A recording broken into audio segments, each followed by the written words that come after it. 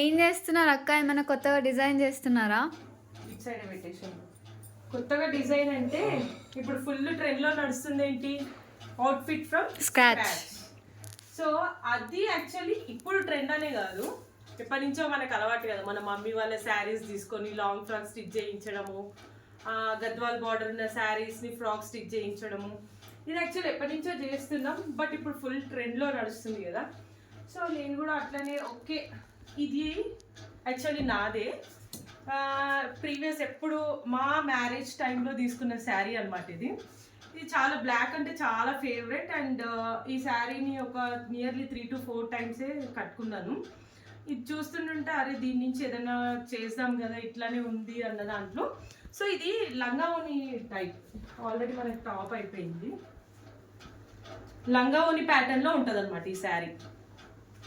Full ట్రెండ్లో ఉండే ఆ టైంలో, ప్యూర్ జార్జెట్ ఇది. సో దాంట్లో ఏంటంటే లంగావోని టైప్లో మనకి ఇక్కడ పళ్ళు పాటు, లంగావోని ఇక్కడ నుంచి వస్తుంది కదా, పళ్ళు పాటు మాత్రం ఇలా బనారస్ లాగా వచ్చింది.